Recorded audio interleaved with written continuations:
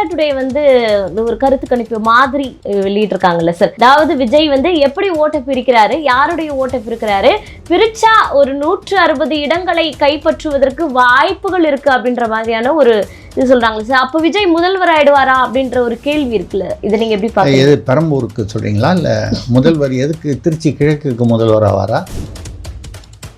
எனக்கு என்ன புரியலன்னா, இந்திய அரசியல் சட்டப்படி தேர்தல் விதிகளின்படி 2 இடத்துல நின்று ஜெயிச்சாலும் 1ல வந்து அவர் வந்து ராஜினாமா செய்து தான் ஆக வேண்டும். வலைதளத்தில் ஜோக் வருது, அப்படி 2லையும் ஜெயிச்சிட்டாருன்னா திருச்சி கிழக்கில் அவர் வந்து ரிசைன் பண்ணிட்டு யாரோ ஒரு நடிகையை வந்து அங்கே நிற்க வைப்பார்.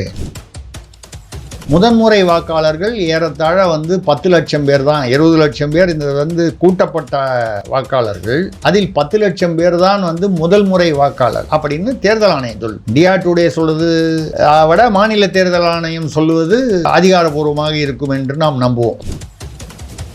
நீங்க பாத்தீங்கன்னா 3-4 இடங்களில் அவருடைய வேட்பாளர்கள் தேர்தல் சமயத்தில் அப்ஸ்காண்டிங் காசை வாங்கிட்டு ஒதுங்கிட்டாங்க. நாம் தமிழர் கட்சியை சேர்ந்த நமது தலைவர் சீமான் அவர்கள் 29 நாட்கள் பிரச்சாரம் செய்திருக்கிறார். இருப்பதிலேயே தலைவர்களிலேயே அதிகமான நாள் பிரச்சாரம் செய்தது சீமான் அவர்கள். நீங்க விஜய் வந்து இதுல வந்து மொத்தமே அவர் வந்து 10 நாள் தான் வந்து பிரச்சாரம் பண்ணியிருக்காரு.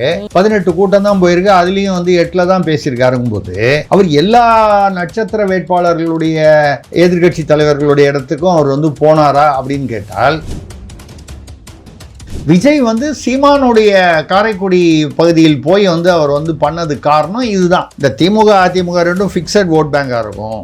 அது இல்லாமல் வெளியிலேருந்து வரணும்னா ஒன்று புதுசாக இந்த முறை முதலாக ஓட்டு போடுபவர்கள் அல்லது இளைஞர்கள்.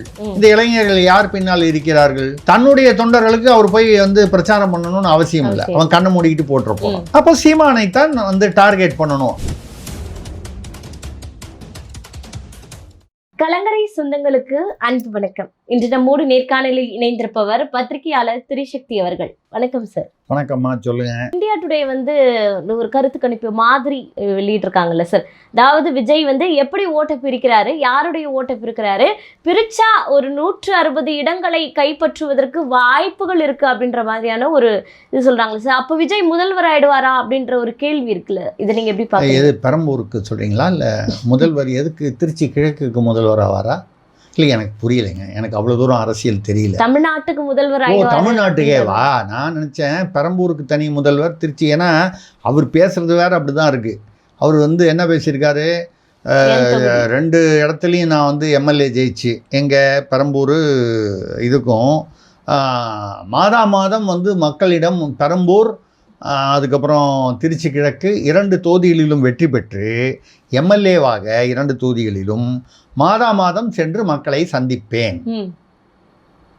எனக்கு என்ன புரியலன்னா, இந்திய அரசியல் சட்டப்படி தேர்தல் விதிகளின்படி 2 இடத்துல நின்று ஜெயிச்சாலும் 2 இடத்துல நின்று ஜெயிக்கணும். 1ல தோற்று 1ல ஜெயிக்கலாம், 2லையும் ஜெயிக்கலாம், 2லையும் தோக்கலாம். நான் பொதுவாக சொல்கிறேன். 2லையும் ஜெயிக்கிறாருன்னே வச்சுப்போம், நம்ம வாழ்த்துவோம். யாராக இருந்தாலும் வாழ்த்துறது தானே, அதை வாழ்த்துவோம். 2லையும் ஜெயிக்கிறாருன்னா கூட 1ல வந்து அவர் வந்து ராஜினாமா செய்து தான் ஆக வேண்டும். 2 இடத்துலையும் எம்எல்ஏவாக இருக்க முடியாது. அப்படி அவர் 1ல ராஜினாமா பண்ணால் 6 மாதத்தில் இடைத்தேர்தல் வரும். இப்போ கூட வலைதளத்தில் ஜோக் வருது, அப்படி 2லையும் ஜெயிச்சிட்டாருன்னா திருச்சி கிழக்கில் அவர் வந்து ரிசைன் பண்ணிவிட்டு யாரோ ஒரு நடிகையை வந்து அங்கே நிற்க வைப்பார். அது அவர் சௌகரியம், யாரையா நிற்க வச்சுட்டு போகிறாரு. அது அவருடைய சௌகரியம், மக்களுடைய விருப்பம். யார் ஜெயிக்க வைக்கிறதுங்கிறது அதெல்லாம் விட்டுடுவோம். அவர் ஒரு கால் முதல்வராக வந்தால் துணை முதல்வராக யாராவது ஒரு பெண் வர வேண்டும். அதுவும் ஒரு நடிகையாக இருந்தால் ஒரு நடிகர் முதல்வராக வரும்பொழுது ஒரு நடிகை வந்து துணை முதல்வராக வர வேண்டும் என்று அவருக்கு ஒரு கருத்தியல் இருந்தால் அந்த கருத்தியலில் நமக்கு ஒன்றும் ஆட்சேபனை இல்லை. அதுக்கு முதல்ல வந்து அத்தைக்கு மீசை முளைச்சி அது சித்தப்பாவாகி அதுக்கு பேர் வந்து சின்னப்பா தாசுன்னு பேர் வைக்கணும். ஒன்றொன்னா நடக்கணும். இத்தனையும் இது எது நடக்குங்கிறது தெரியாது நமக்கு.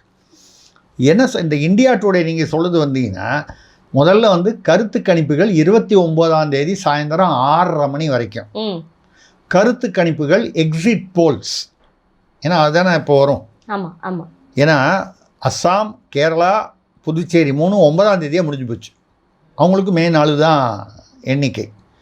அங்கேயோ இல்லை இப்போ இங்கே வந்து தமிழ்நாட்டில் முழுசாக முடிஞ்சு போச்சு. மேற்கு வங்காளத்தில் முதல் 294 தொகுதியில் 152 தொகுதியில் முடிஞ்சு போச்சு. 142 தொகுதி மிச்சம் வந்து 29ஆம் தேதி அன்னைக்கு சாயந்தரம் 6 மணி வரைக்கும் தேர்தல். எல்லா இடத்துலையும் இப்போ தமிழ்நாட்டில் இருந்த மாதிரி அன்னைக்கு 6:30 மணி வரைக்கும் எந்த விதமான எக்ஸிட் போல் உட்பட எந்த விதமான கருத்து கணிப்பும் வெளியிட எந்த ஊடகத்திற்கும் உரிமை இல்லை. அது சட்டவிரோதம், தேர்தல் விதிகளுக்கு நடைமுறைகளுக்கு எதிரானது. அப்படி இருக்கும்பொழுது இந்தியா டுடே என்ன பண்ணுறாங்க? நான் இந்தியா டுடே மீது எனக்கு ஒன்றும் வருத்தங்கிறதெல்லாம் ஒன்றும் கிடையாது. அது ஒரு ஊடகம். அவர்கள் வந்து அது வரைக்கும் இப்போது இந்த 4ஆம் தேதி வரைக்கும் எல்லாரும் ஏதோ பேசிக்கிட்டே தான் இருக்கணும். முடிவு என்னங்கிறது மக்கள் தான் தீர்வு. அந்த தீர்வு எப்போ தெரியும்? 4ஆம் தேதி தான் தெரியும். அது வரைக்கும் யார் வேணாலும் சொல்லலாம், இவர் ஜெயிப்பார், அவர் ஜெயிப்பார், இவர் இவ்வளோ ஜெயிப்பார், அவ்வளோ ஜெயிப்பார். எல்லாமே யூகங்கள் தான். ஒரு யூகம் வந்து அடிப்படையுடன் இருக்கலாம். சிலருடைய யூகங்கள் வந்து யாரையோ சார்பாக வந்து ஒரு யூகங்களாக இருக்கலாம். இல்லை வந்து பொழுதுபோக்காக ஏதோ ஒரு கண்டென்ட் ஃபில்லப் பண்ணணுன்றதுக்காக இருக்கலாம். கண்டிப்பாக. அதுவும் குறிப்பாக நாம் தமிழர் அப்படின்ற அந்த கட்சியினுடைய வாக்கு சதவீதத்தை கூட குறிப்பிடாமல் அவங்க ஒரு கருத்து கணிப்பாக வந்து பேசி கொண்டிருக்காங்க. இல்லை அவங்க இல்லை அந்த நீங்கள் நானும் அதை பார்த்தேன். அவர்கள் வந்து யார் எவ்வளவு சதவீதம் வாங்குவார்கள் என்று அதில் பேசவே இல்லை. வாய்ப்புகள் தான். அதனால் நீங்கள் வந்து அவங்க என்ன சொல்ல வர்றாங்கன்னா, விஜய் வந்து வாங்கக்கூடிய வாக்குகளை யார், அவர் புதுசு, ஏன் வந்து நாம் தமிழரை பற்றி பேசலைன்னா, நாம் தமிழர் என்பது ஏற்கனவே தேர்தலில் ஈடுபட்ட கட்சி. இதற்கு முன்னால் சட்டமன்றத்திலேயோ இல்லை பாராளுமன்றத்திலேயோ பங்கு கொண்ட கட்சி. திமுக அதிமுக அப்படி தான். அது அவர் கூட்டணிகள் வேணால் மாறி ஆரம்பாங்க, 1-2 மாறி இருக்கலாமே தவிர மெயின் கட்சிகள் திமுக அதிமுக நாம் தமிழர் கலந்து கொண்டிருக்கிறது. இதுவரை தேர்தலில் புதிய வரவாக இருப்பது, முதல் முறை தேர்தலை சந்திப்பது விஜய் அவர்களின் தாவேக்கா. இவர்கள் ஓட்டை இது மொத்தம் ஓட்டு தமிழ்நாட்டில் பதியுதுனால் இதுவரை வந்தது 2021 எப்படி இருந்தது? இந்த 3 கட்சிகளும் பிரித்து கொண்டனர். 3 கட்சிகளும் சொல்லும்போது திமுக கூட்டணி, அதிமுக கூட்டணி, அதில் உள்ள கட்சிகள் நிறைய இருக்கலாம், நாம் தமிழர் கட்சி, 3மாக பிரித்து கொண்டன. இந்த முறை அது 4ஆக பிரிக்கப்படும். இது ரொம்ப தெளிவாக இருக்கா இல்லையா?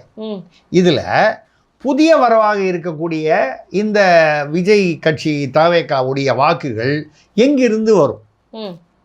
ஒன்று புதிய வாக்காளர்கள்டேருந்து வரணும். அதாவது இந்த முறை முதன்முறை வாக்காளர்கள் ஏறத்தாழ வந்து 10 லட்சம் பேர் தான், 20 லட்சம் பேர் இந்த வந்து கூட்டப்பட்ட வாக்காளர்கள். அதில் 10 லட்சம் பேர் தான் வந்து முதல் முறை வாக்காளர் அப்படின்னு தேர்தல் ஆணையம் சொல்லு, மாநில தேர்தல் ஆணையம்.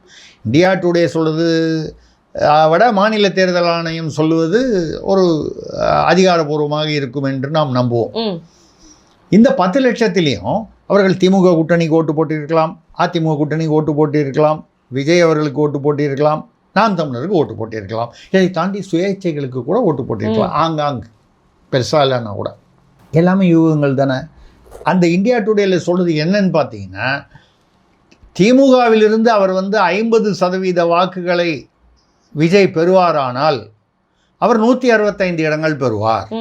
திமுகவிலிருந்து 50% தான் பெறுவாரா என்பது யாருக்கு? அப்படி பண்ணும்போது அவங்க என்ன சொல்கிறாங்க, திமுகவிலிருந்து 50%ம் அதிமுகவிலிருந்து 2% பிரிப்பார் என்ற ஒரு யூகம், ஹைப்போதட்டிக்கல். நம்மளா ஒன்று கற்பனை பண்ணிக்கிட்டு இப்படி நடந்தால் இப்படி நடக்கும். 165 திமுகவிலிருந்து 33%ம் அதிமுகவிலிருந்து ஏதோ ஒரு இத்தனை சதவீதமும் பிரித்தால் அவர் 133 இடங்கள் பெறுவார்.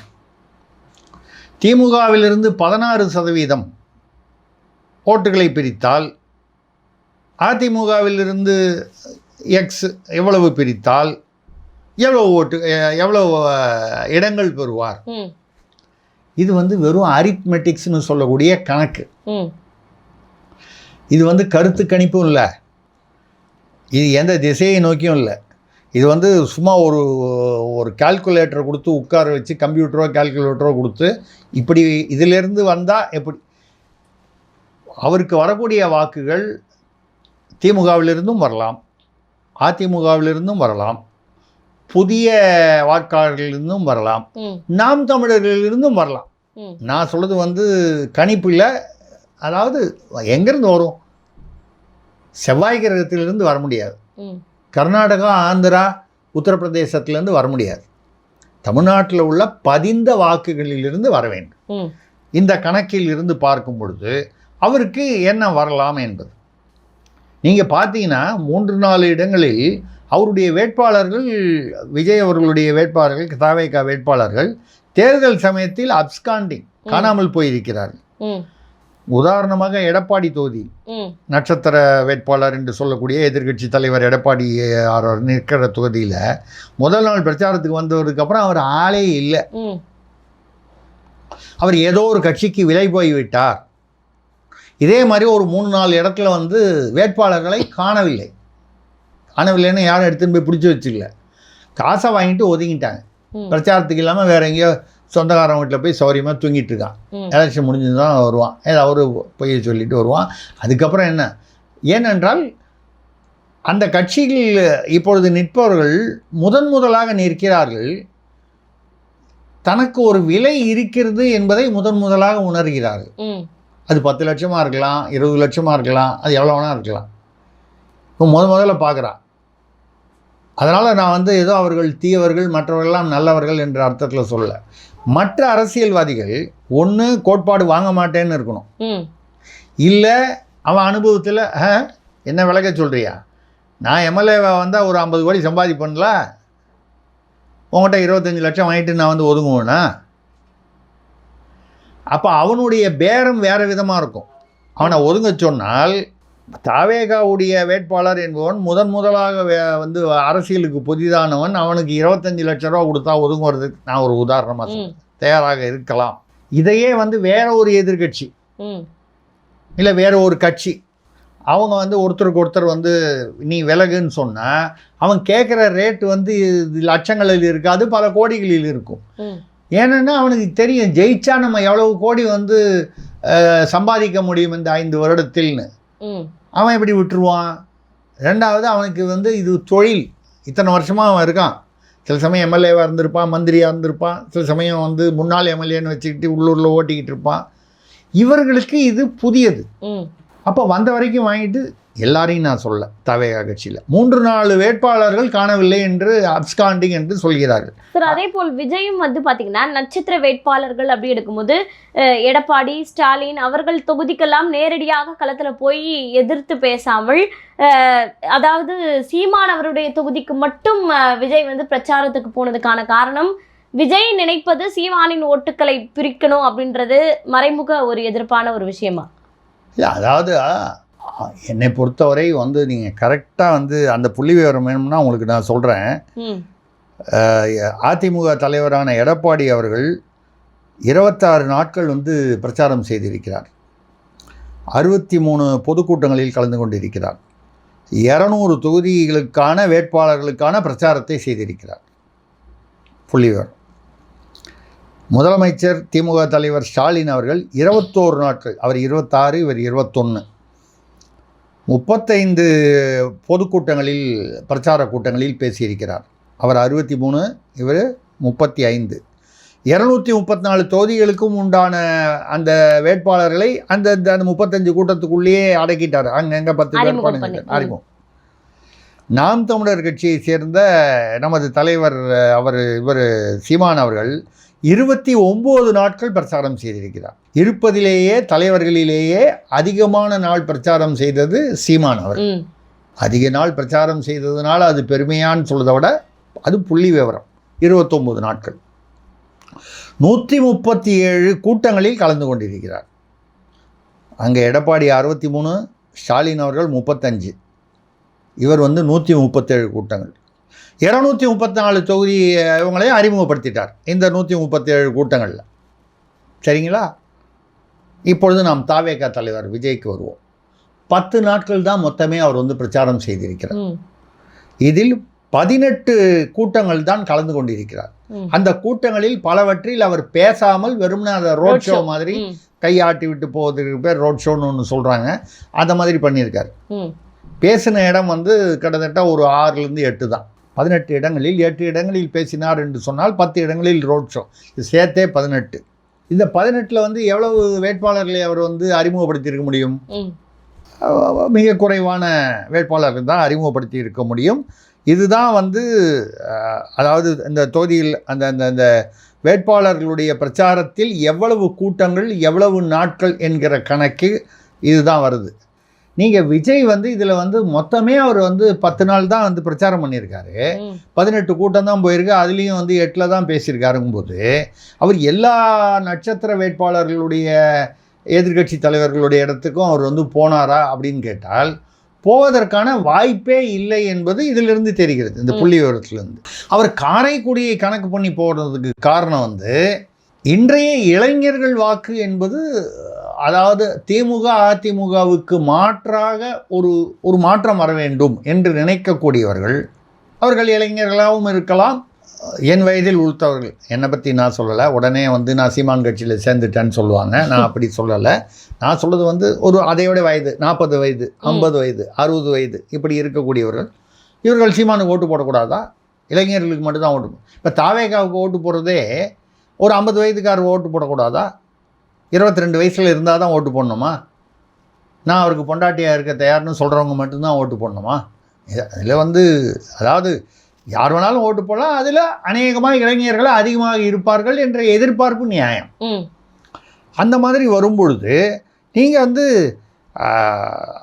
காரைக்குடியில் அவர் செல்வது என்னென்னா, இன்றைய இளைஞர்கள் மாற்றத்தை விரும்பக்கூடியவர்கள், ரெண்டும் ஒன்றாவும் இருக்கலாம், வேறு வேறையாகவும் இருக்கலாம். இளைஞர்கள் தான் மாற்றத்தை விரும்புவார்கள்னு சொல்ல முடியாது, பெரியவர்களும் விரும்பலாம். ஸோ மாற்றத்தை விரும்பக்கூடியவர்கள் இளைஞர்கள், இந்த 2 வகையும் வச்சுக்கலாம். இது ஒன்றோட ஒன்று ஓவர்லேப் ஆகும். இவர்கள் வந்து இருக்கக்கூடியது ஒன்று நாம் தமிழர் கட்சி. மாற்றம்னா என்ன? திமுகவும் வேண்டாம், அதிமுகவும் வேண்டாம், அதுதான் மாற்றம். அந்த மாற்றம் என்பது யாருக்கு கொடுக்க முடியும்? ஒன்று சீமான், இன்னொன்று விஜய். நாம் யதார்த்தத்தை பேசுகிறோம். அப்போது இந்த வாக்குகளை திமுகவுக்குன்னு ஒரு கோர் வாக்கு இருக்குது. இப்போ கூட காலையில் டி நகர் தொகுதியை சேர்ந்த ஒருவரிடம் பேசிக்கொண்டிருந்தேன்.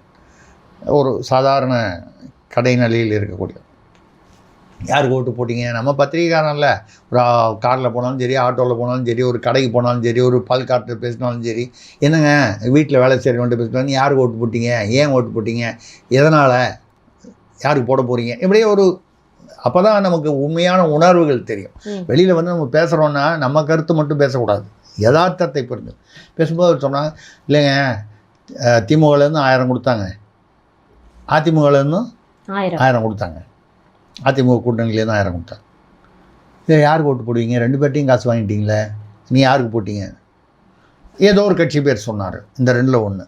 ஏன்னு என்னங்க, நாங்கள் யார்கிட்ட வாங்கினாலும் வழக்கமாக இப்படி தாங்க நாங்கள் அந்த கட்சிக்கு தான் போடுவோங்க. உதாரணமாக திமுகவுக்கு போட்டாங்கன்னு சொல்லுங்கள். அப்போ என்னங்க நீங்கள் அதிமுகலையும் காசு வாங்கிட்டு அவங்களுக்கு போடாமல் இருக்கலாமான்னு? கொடுக்குறாங்களே, நாங்கள் வேணான்னு எப்படி சொல்கிறது? கொடுக்குறத போய் நாங்கள் வந்து மறுக்க முடியுமா? அப்போ கேட்கும்போது நான் சொன்னேன், ஒரு கால் நீங்கள் வாங்கிட்டு அதிமுகவுக்கு கூட ஓட்டு போட்டுக்கலாமே. அப்படியும் சில குடும்பங்கள் இருக்காங்க, அவங்க திமுகலையும் பணம் வாங்கிப்பாங்க, ஆனால் அதிமுக தான் ஓட்டு போடுவாங்க. இதிலிருந்து நமக்கு தெரிய வருவது என்னவென்றால், இது ஒரு அபத்தமாக இருக்கலாம், இது வந்து ஒரு அரசியல் ஜனநாயக இதுக்கு வந்து எதிர்வினையாக இருக்கலாம். ஆனால் இதிலிருந்து தெரிய வரும் உண்மை என்னன்னால், திமுகவுக்கு என்ன பணம் கொடுத்தாலும் நீங்கள் அதிமுகலேருந்து பணம் கொடுத்தா அவன் வாங்கிப்பான், திமுக ஓட்டு போடுறான். ஆனால் திமுகவுக்கு தான் ஓட்டு போடுவான். அதிமுகவுக்கு ஓட்டு போடணும் ரெட்டை இலக்கியன்னு முடிவு பண்ணுறவன் திமுக பணம் கொடுக்கும்போது அதையே ஓடணும்னு அதையும் சேர்த்து வாங்கிப்பான். ஆனால் அதிமுகவுக்கு தான் ஓட்டு போடுவான். இவங்க 2 பேருக்கும் இந்த ஓட் பேங்க்ன்றது ரொம்ப வருடங்களாக 50 வருடங்களுக்காக அதுக்கு மேலாகவோ வந்து ஃபிக்ஸட். இது ஃபிக்ஸட் இல்லாமல் இருப்பது யாருக்கு? இன்று புதிதாகனா சமீபத்தில் களம் வந்திருப்பவர், வெகு சமீபம்னா விஜய், அதற்கு முன்னால் சீமான். அப்போது இந்த 2 இடத்துலையும் போய் நம்ம வந்து பேசி வேலைக்கு ஆகாது, இவர்களை மாற்ற முடியாது. திமுக கிட்ட பணம் வாங்கிட்டு அவன் அதிமுக ஓட்டு போடுறான், ம் அதிமுக கிட்ட பணம் வாங்கிட்டு அவன் திமுக ஓட்டு போடுறான்னா அவன் ஆல்ரெடி வந்து ஒரு ஃபிக்ஸட் மைண்டு, அதுவும் குடும்பமாக தலைமுறையாக இப்படித்தாங்கிறத அவன் மாற்றிக்கல. ம் அது சரியா தவறா, இது வந்து ஜனநாயகத்தில் ஆரோக்கியமா, அதெல்லாம் தள்ளிடுங்க. அதெல்லாம் பார்த்து அரசியல் நடக்கிறது இல்லை. அப்போ புதிதாக வந்த வாக்குகளில் தான் நம்ம வந்து கவனம் செலுத்தணும்னு வரும்பொழுது, புதிதாகனா தன்னுடைய தொண்டர்கள், விஜயுடைய தொண்டர்கள், அவருக்கென்று இருக்க ரசிகர்கள் தொண்டர்களாக மாறியவர்கள். இதை தாண்டி வெளியிலிருந்து வர வேண்டும் என்றால் எங்கிருந்து வர வேண்டும்? ஒன்று பொதுமக்களிலிருந்து வர வேண்டும். ம் பொதுமக்களில் விஜய் என்று வரும்பொழுது இளைஞர்கள் தான் வந்து அதிகமாக ஈர்ப்பு. ஏன்னா அந்த சினிமா மோகம் என்பது இளைஞர்களிடம் தான் அதிகமாக இருக்கும். ம் இப்போ என்ன கேட்டால் உங்களுக்கு யார் வந்து நடிகர் பிடிக்குன்னு கேட்டால், இந்த வயசுலேயும் கேட்டால் நான் எம்ஜிஆர் சொல்லுவேன், இல்லை சிவாஜியை சொல்லுவேன். ஒவ்வொருத்தரும் ஒன்று ஒன்று சொல்லுவாங்க. இன்னைக்கு உள்ள இளைஞர்கிட்ட கேட்டால் விஜய் அஜித்ன்ற ஏதோ ஒன்று சொல்லுவாங்க. ம் இது ஒரு தலைமுறை இடைவிலை. அந்த மாதிரி ஒரு அந்த இதில் வந்து அவர் யாருடைய ஓட்டை பிரிக்க முடியும்? புதிதாக வாக்களிக்க வருபவர்கள் ம் அல்லது அதிமுக திமுக இரண்டையும் ஏதோ ஒரு காரணத்துக்காக வேண்டாம் என்று நினைப்பவர். ம் அப்போ சீமானுடைய வாக்குகள் வந்து அவர் கவனம் செலுத்துவது வந்து ஒரு, அது என்ன சொல்கிறது, அந்த அந்த ஸ்ட்ராட்டஜி வந்து இயல்பான ஸ்ட்ராட்டஜி. ம் சரியா தவறான்றதை பற்றி நான் சொல்லலை. எங்கிருந்தாவது நமக்கு வாக்கு வரணும். இங்கேருந்து கொஞ்சம் வர்றது கஷ்டம். திமுகலேருந்து வராதுன்னு நான் சொல்லலை. அப்படி வராதுன்னா இந்தியா டுடேலேருந்து 50% வந்துடும், 33% வரும்னு அவனும் வந்து இவ்வளோ வரும்னு சொல்லலை. 50 வந்தால் இந்த கணக்கு, 33 வந்தால் இந்த கணக்கு, 16 வந்தால் இந்த கணக்கு, 5 வந்தால் இந்த கணக்கு. இது வந்து வெறும் அரித்மெட்டிக்ஸ், இது கணிப்பல்ல. அந்த வகையில் விஜய் வந்து சீமானுடைய காரைக்குடி பகுதியில் போய் வந்து அவர் வந்து பண்ணது காரணம் இதுதான். இந்த திமுக அதிமுக ரெண்டும் ஃபிக்ஸட் ஓட் பேங்காக இருக்கும். அது இல்லாமல் வெளியிலேருந்து வரணுன்னா ஒன்று புதுசாக இந்த முறை முதலாக ஓட்டு போடுபவர்கள் அல்லது இளைஞர்கள். இந்த இளைஞர்கள் யார் பின்னால் இருக்கிறார்கள்?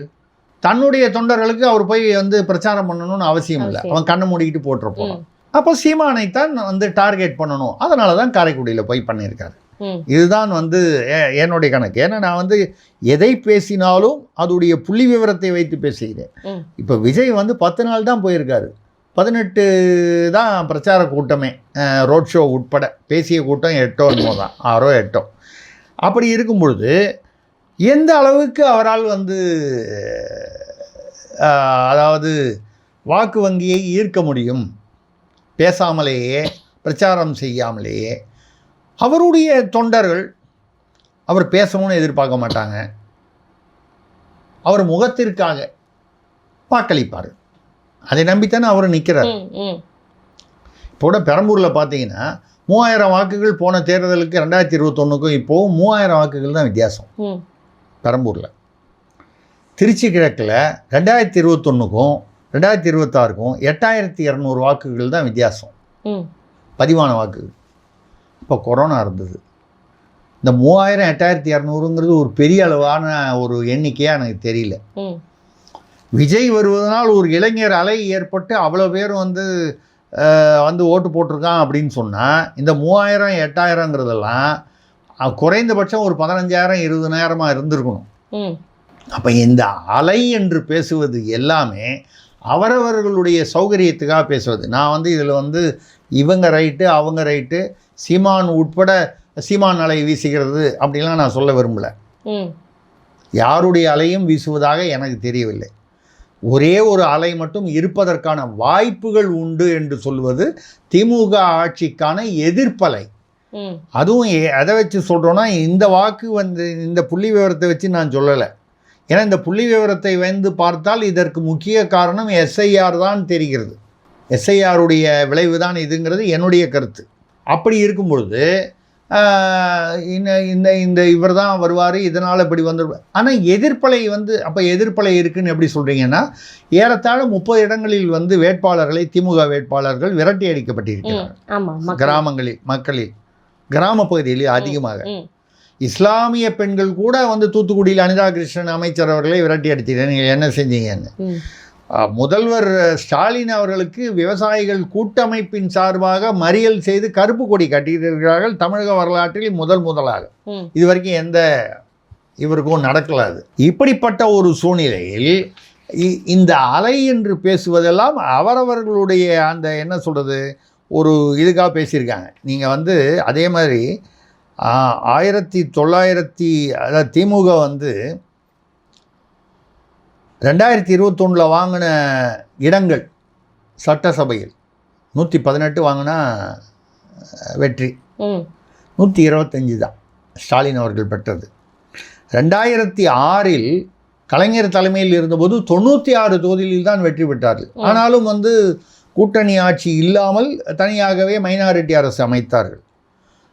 1967 முதலாக அண்ணாதுரை தலைமையில் வெற்றி பெற்ற போது ஆளுங்கட்சி ஆனபோது 179 வாங்கியிருக்காங்க. 1971 கருணாநிதி அவர்கள் முதல்வர் வேட்பாளராக அறிமுகமானது. ஏன்னா 67 69 அண்ணாதுரை இறந்தபோது அவர் நெடுஞ்செழியனை தாண்டி எம்ஜிஆருடைய பரிந்துரையில் அவர் வந்துட்டார்.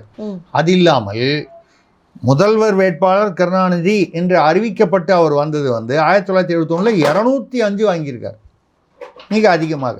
எனக்கு தெரிஞ்சு அந்த சட்டசபையில் 234 அதிகமாக வாங்கினது 1971 திமுக வாங்கியிருக்கிறது கருணாநிதி தலைமையில். அதையெல்லாம் ஒப்பிடும் பொழுது 2021 125 தான் ஸ்டாலின் அவர்கள். எப்போ மும்முனை போட்டி, அதுக்கு முன்னால் இருமுனை போட்டி, இந்த மக்கள் நல கூட்டணி ஒரு தடவை வந்தபோது மும்முனை போட்டி வந்தது, 2016 வந்ததுன்னு நினைக்கிறேன். அந்த இதிலெல்லாம் பார்த்தீங்கன்னா திமுக தோல்வி அடைந்தது. மக்கள் நல கூட்டணி 3வது அணி வந்தபோது. நீங்கள் இதை விட இன்னும் சொல்லணுன்னா எப்போ எல்லாம் இந்த இந்த ஓட்டு விகிதத்தை வைத்துக்கொண்டு வெற்றி தோல்வி அப்படிங்கிறது சரியான ஒரு முறையாக இருக்காது என்ற என்னுடைய கருத்தையும் தாண்டி இந்த புள்ளி விவரங்களை அலசினால் எப்பொழுதெல்லாம் குறைவான வாக்கு சதவீதம் பதிவாகி இருக்கிறதோ அப்போதெல்லாம் திமுக ஜெயித்திருக்கிறது. எப்போதெல்லாம் அதிகமான வாக்கு சதவீதம் பதிவாகி இருக்கிறதோ அப்போதெல்லாம் திமுக தோற்றிருக்கிறது, ஆட்சியை இழந்திருக்கிறது. உதாரணமாக நான் சொல்லணும்னா 2006 70.82% வாக்குப்பதிவு திமுக வெற்றி பெற்றது. 2011 78.01% ஜெயலலிதா அவர்கள் வெற்றி பெற்றார்கள், 8% அதிக வாக்கு. அதுக்கு அடுத்த 2016 74.81, கிட்டத்தட்ட ஒரு 3% குறைஞ்சிடுச்சு. ஆனால் அந்த முதல்ல 2006 கம்பேர் பண்ணும்போது அதிகம். அதிமுக 2வது முறையாக அதிசயமாக தொடர்ந்து 2வது முறை ஜெயிச்சது. எம்ஜிஆர் இருக்கும்போது தொடர்ந்து ஜெயித்தார், ஜெயலலிதா அது மாதிரி ஒரு முறை ஜெயித்தார்கள். 2021 73.63% வாக்குப்பதிவு. அதாவது அதுக்கு முதல் வருஷத்துக்கோ அதுக்கு முன்னால் இருந்த 2 முறை அதிமுக ஜெயித்ததுக்கோ கம்பேர் பண்ணும்போது 78, 74 இல்லை 75 கிட்டத்தட்ட 73.63 74ன்னு வச்சுக்கிட்டா கூட திமுக ஜெயிச்சது. அப்போது இதை ஒரு ஜென்ரலைசேஷன், இதை பொதுப்படுத்தி பார்த்தால் எப்பொழுதெல்லாம் அந்த வாக்கு சதவீதம் குறைவாக இருக்கிறதோ பதிவு அப்போதெல்லாம் திமுக ஜெயித்திருக்கிறது. எப்போதெல்லாம் அது அதிகமாக இருக்கிறதோ அப்பொழுதெல்லாம் திமுக தோற்றிருக்கிறது, எதிர்கட்சி ஜெயித்திருக்கிறது. எதிர்கட்சி நம்ம சொல்வது அதிமுக. 1967 முதலில் அண்ணாதுரை தலைமையில் திமுக ஜெயித்த போதே 76.57 தான் வாங்குச்சு. ஆக நாம் சொல்வது அப்படி இந்த புள்ளி விவரங்கள் தான் வெற்றியை தீர்மானிக்கும் என்று ஒரு கருத்தில் கொண்டால் கூட குறைந்த சதவீதம் வரும்போதெல்லாம் திமுக ஜெயித்திருக்கிறது, அதிக சதவீதம் வரும்போதெல்லாம் திமுக தோற்றிருக்கிறது, எதிர்கட்சி ஜெயித்திருக்கிறது. எதிர்கட்சி என்பது 67க்கு முன்னால் பார்த்தீங்கன்னா காங்கிரஸ், 67க்கு அப்புறம் பார்த்தீங்கன்னா அதிமுக ஜெயித்திருக்கிறது. அந்த வகையில் 85% என்பது புள்ளி விவரங்களை மட்டும் அடிப்படையாக கொண்டு பார்த்தால் எதிர்கட்சிக்கு அதிமுக அணி அந்த கூட்டணிக்கு சாதகமாக இருப்பதாக தெரிகிறது. பட் அதை மட்டும் இந்த ஒரு வகையை மட்டும் வைத்துக்கொண்டு ஆகா அதிமுக அலை வீசிவிட்டது, அதுதான் ஆட்சிக்கு வந்து விடுவார்கள் என்று நான் அப்படி பேச விரும்பவில்லை. ஏன்னு கேட்டால் இந்த எஸ்ஐஆர் நீக்கப்பட்டது. அதுக்கப்புறம் வந்து வாக்கு வங்கி விகிதத்தை பார்க்காமல் வாக்கு எவ்வளவுன்னு பார்த்தீங்கன்னா ஒன்றும் பெருசாக வந்து 20 லட்சம் சொச்சம் வாக்கு தான் வந்து இந்த தடவை அதிகமாக இருக்குது. புதிய வாக்காளர்கள் இளைஞர்கள் புதுசாக வந்து விட்டார்கள். அது என்ன மக்கள் தொகை தமிழ்நாட்டில் திடீர்னு 5 வருஷத்தில் மட்டும் பல மடங்கு உயர்ந்து விடுமா? 17 வயசு ஆனால் அடுத்தது 18 வயசு தானே ஆகும். 15 வயசுலேருந்து டபார்னு 18 வயசுக்கு போக முடியாது இல்லை. ஆக இப்படிப்பட்ட சூழ்நிலையில் அதாவது இவர்கள் இவ்வளவு வாக்கு வாங்குவார்கள் என்று சொல்லக்கூடிய ஒரு அந்த மாதிரியான ஒரு கணிப்பு எதுவுமே இப்பொழுது வந்து செல்லுபடி ஆகாது. இந்த ஒன்று நல்லா தெரியுது, இந்த எதிர்ப்பலை இருக்கிறது என்பது அந்த தேர்தல் பிரச்சாரத்தின் போது தெரிந்தது. பூத் கேப்சரிங்க்கு பல இடங்களில் கள்ள ஓட்டுகள் போடுவது இல்லை பூத் கேப்சரிங் முயற்சி செய்திருக்கிறார்கள் சென்னை உட்பட. அப்படிங்கும்போது அப்பொழுது ஆளுங்கட்சிக்கு தோல்வி பயம் வந்திருக்கிறது. அந்த தோல்வி பயம் எதனால் வரும்? மாநில உளவுத்துறை வந்து சொல்லும், ஐயா இந்த இடத்துலலாம் வந்து உங்களுக்கு நினைச்சா மாதிரி அவ்வளோ வராது போல இருக்கு அப்படின்னு வந்து சொல்லும்போது தான் அந்த தோல்வி பயம் வரும். அந்த தோல்வி பயம் வரும்போது தான் அந்த கடைசி 1 மணி நேரத்தில் போய் பூத் கேப்சரிங் முயற்சி செய்வார்கள். நடக்குதோ இல்லையோ அந்த முயற்சி தோல்வி முகத்தின் போது தான் வரும். நிச்சயமாக நாம் வெற்றி பெறுவோம் சொன்னால் எதுக்குங்க பூத் கேப்சரிங் பண்ண போகிறாங்க? ஸோ அதை வைத்து கொண்டு பார்க்க போனால் இந்த முறை ஆட்சி மாற்றம் ஏற்படுவதற்கான வாய்ப்புகள் தெரிகின்றன. ஆனால் அது நாம் எதிர்பார்த்தபடியே சரியாக அப்படியே அமையுமா இல்லையா என்பது மக்கள் தீர்ப்பு.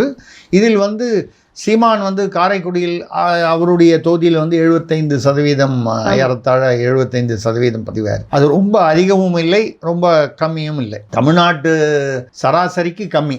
அப்போ நான் சொன்ன ஒரு உதாரணத்தின் பிரகாரம் கம்மியான சதவீதம் வாங்கும் போதெல்லாம் திமுக ஜெயிக்கிறது என்று சொன்னால் அவருக்கு எதிராக அங்கே வந்து நிற்கிறது வந்து திமுக இல்லை காங்கிரஸ். மாங்குடி என்கிற காங்கிரஸ் வேட்பாளர் தான்.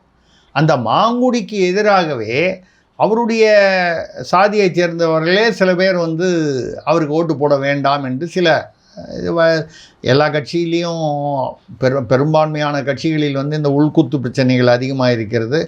கட்சிக்குள்ளேயும் இருக்கிறது, கூட்டணிகளுக்குள்ளும் இருக்கிறது, அந்த மாதிரி வந்து அங்கேயும் இருக்குன்னு சொல்கிறாங்க.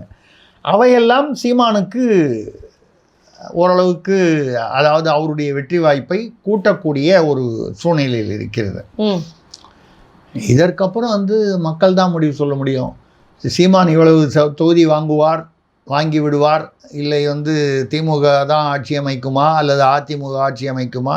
இத்தனை கேள்விக்கும் பதில் வந்து இந்த புள்ளி விவரங்களை வந்து நாம் வந்து வெவ்வேறு கோணங்களில் அலசுகிறோம். ஆனால் இந்த அலசல்களை எல்லாம் தாண்டி அங்கே என்ன மொத்தம் டோட்டல் வருதோ அதை பொறுத்து தான் வந்து அமையப்போகுது. அதை வந்து இந்தியா டுடே இல்லை எந்த பத்திரிகையும் இப்போ வந்து கருத்து கணிப்பு வெளியிட முடியாது. அவர்கள் வெளியிட்டது கருத்து கணிப்பும் இல்லை, அது ஒரு கணக்கு.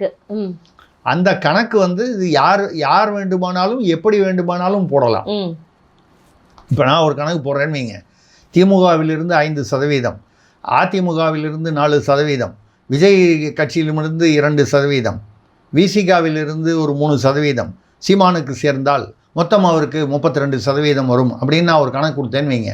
அந்த கணக்கு எவ்வளவு வந்து அனர்த்தமாக இருக்குமோ அது போன்ற கணக்கு தான் இந்தியா டுடே போட்ட கணக்கு. நான் அந்த ஊடகத்தை வந்து குறை சொல்ல விரும்பவில்லை.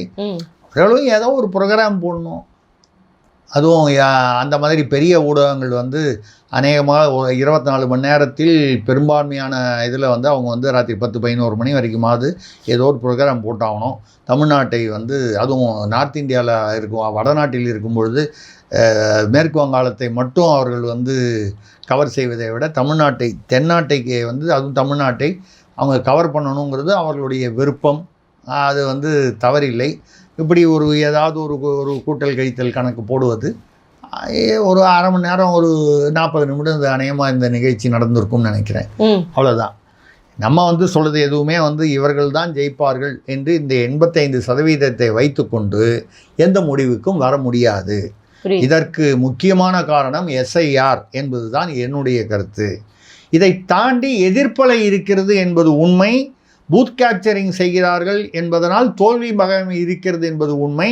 அதை பார்க்கும் பொழுது அந்த எதிர்க்கட்சி தான் ஆட்சி அமைக்கும் என்பது வருகிறது. எதிர்க்கட்சிகள் அதிக வாக்குகள் பெறும். அந்த எதிர்க்கட்சிகள்னு வரும்போது சீமான் கட்சி எவ்வளவு பெறும், விஜய் கட்சி எவ்வளவு பெறும் அப்படிங்கிறதெல்லாம் வந்து ஒரு தோராயமாக தான் கணக்கு.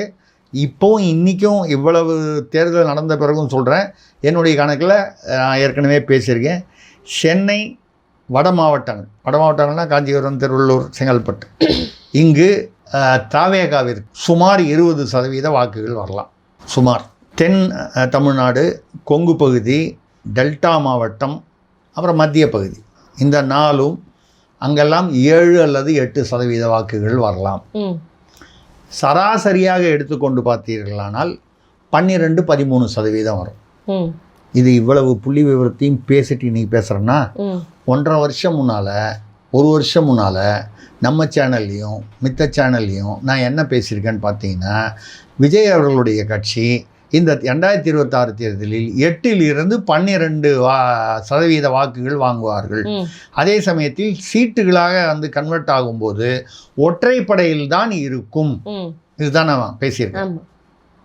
இவ்வளவு புள்ளி விவரம் தாண்டினதுக்கப்புறம் என் கருத்தை நான் மாற்றலை. என் கருத்து தவறாக கூட இருக்கலாம், ஆனால் நான் என்னுடைய கருத்தில் உறுதியாக இருக்கிறேன். கண்டிப்பாக சார். அதனால் இப்போ சீமான் வந்து ஆட்சி வந்துடுவார் நான் சொல்லலையே, அன்றைக்கும் சொல்லலை, இன்றைக்கும் சொல்லலை.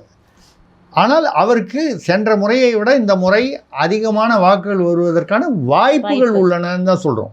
அந்த வாய்ப்பை மக்கள் வந்து அதை எப்படி மனதில் கொள்வார்கள் என்பது நிச்சயமாக உறுதியாக நம்மால் சொல்ல முடியாது. யார் ஆட்சிக்கு வந்தாலும் அது நல்ல ஆட்சியாக இருக்க வேண்டும், மக்களுக்கு நன்மை வைப்பதாகவும், முக்கியமாக நன்மையை விட பாதுகாப்பு அளிப்பதாகவும், பெண்களுக்கு பாதுகாப்பு. ஏன்னா இன்றைக்கி வந்து பெண்களுக்கு பாதுகாப்பு என்பது எந்த அளவுக்கு முக்கியம்னா, வீட்டில் இருக்கிற பெண்ணுக்கும் முக்கியம், வெளியில் போகிற பெண்ணுக்கும் முக்கியம், சிறுமிக்கும் முக்கியம். பிள்ளைகளை பொறுத்த வரைக்கும், ஆண் பிள்ளைகளை பொறுத்த வரைக்கும் தாய்மார்களுடைய கவலை என்ன, குடும்பத் தலைவர்களுடைய, பெண்ணாக இருந்தால் பத்திரமா இருக்கணும், ஆணாக இருந்தால் அவன் கஞ்சா மற்ற போதை அடிமையாகிடக்கூடாது. அப்போது பெண்ணை பற்றியும் கவலை, பிள்ளையை பற்றியும் கவலை, புருஷனை பற்றி கவலை. அந்த ஆள் போய் டாஸ்மாக்கு போய் தண்ணி அடிச்சுட்டு மட்டை ஆகிடக்கூடாதுன்னு. நீங்கள் இவ்வளவு கவலையும் பட்டுட்டு கையில் 1000 ரூபாய் இலவசமாக கொடுத்துட்டா இந்த கவலையெல்லாம் தூக்கி எறிஞ்சிடுவாங்க அப்படின்னு நினைத்தால் அது எவ்வளவு தூரம் நடக்கும் என்பது மே 4 தெரிந்துவிடும். கண்டிப்பாக சார். நடப்பு கால அரசியல் குறித்து பல்வேறு தகவல்களை பகிர்ந்துக்கிட்டீங்க. தொடர்ந்து பேசுவோம். நன்றி. நன்றி, வணக்கம்.